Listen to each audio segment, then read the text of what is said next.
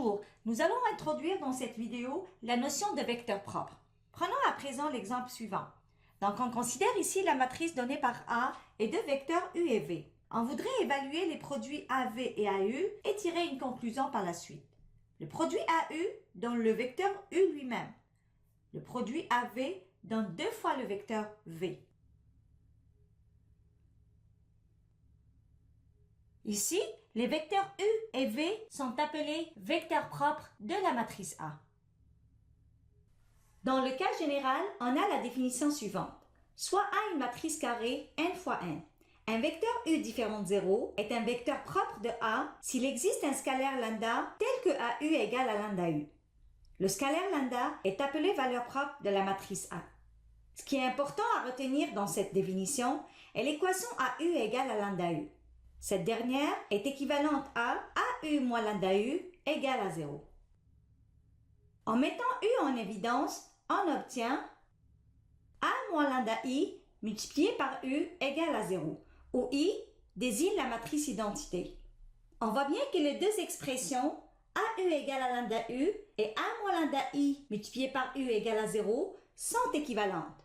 Cela dit, c'est souvent la deuxième expression qu'on utilise lors de la détermination des vecteurs propres d'une matrice carrée. Et c'est cette forme-là qu'on va considérer dans nos exemples. Prenons maintenant un deuxième exemple. L'objectif ici est de déterminer les vecteurs propres de la matrice A associés aux valeurs propres lambda égale à 1 et lambda égale à 2. Commençons par le cas où lambda égale à 1. Donc on aura ici l'équation A moins IU égale à 0.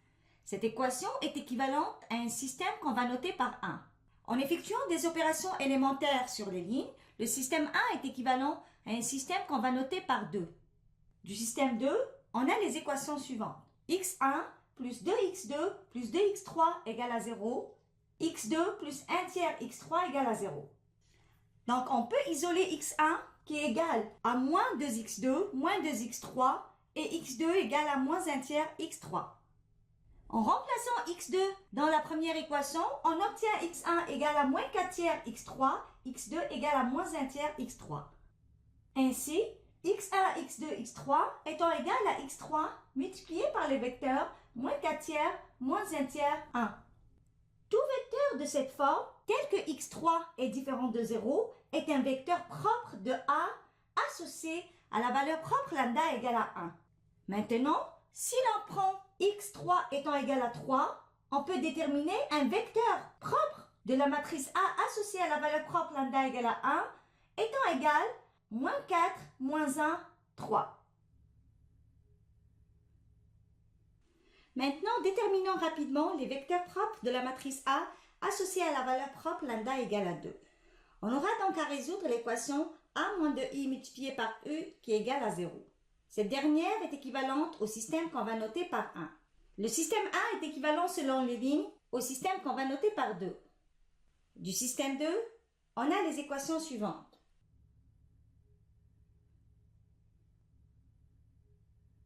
En isolant x1 et x2 dans ces deux équations, on obtient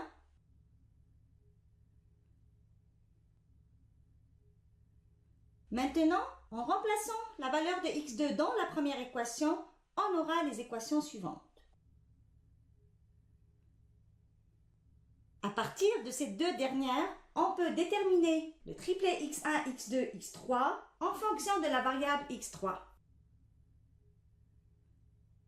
Ainsi, tout vecteur qui s'écrit comme étant x3 multiplié par le vecteur moins 3 demi, moins 1 demi, 1, tel que x3 est non nul, constitue un vecteur propre de la matrice A associé à la valeur propre lambda égale à 2. En prenant x3 égale à 2, on peut déduire un vecteur propre V qui est égal à moins 3, moins 1, 2. Prenons maintenant un troisième exemple. L'objectif ici est de déterminer les vecteurs propres de la matrice A. Donc pour cela, on doit dans un premier temps calculer le polynôme caractéristique de la matrice A. Dans ce cas-là, il est égal au déterminant de A moins lambda I, où I est la matrice identité. Calculant ce déterminant, on obtient le polynôme suivant qu'on peut factoriser sous la forme suivante. On sait que les valeurs propres de la matrice A sont les racines du polynôme caractéristique PA de lambda. Donc, mettant PA de lambda égale à 0, on obtient lambda égale à 2. Donc, lambda égale à 2 est la valeur propre de la matrice A. Maintenant, on voudrait déterminer les vecteurs propres de A associés à la valeur propre lambda étant égal à 2.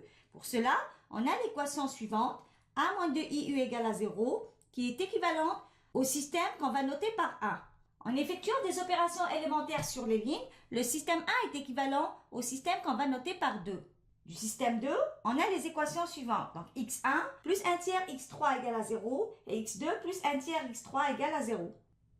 On isole x1 qui est égal à moins 1 tiers x3 et x2 qui est égal à moins 1 tiers x3. Ainsi, x1, x2, x3 étant égal à x3 multiplié par le vecteur moins 1 tiers 1. Tout vecteur de cette forme, tel que x3 étant différent de 0, est un vecteur propre de la matrice A associé à la valeur propre lambda égale à 2.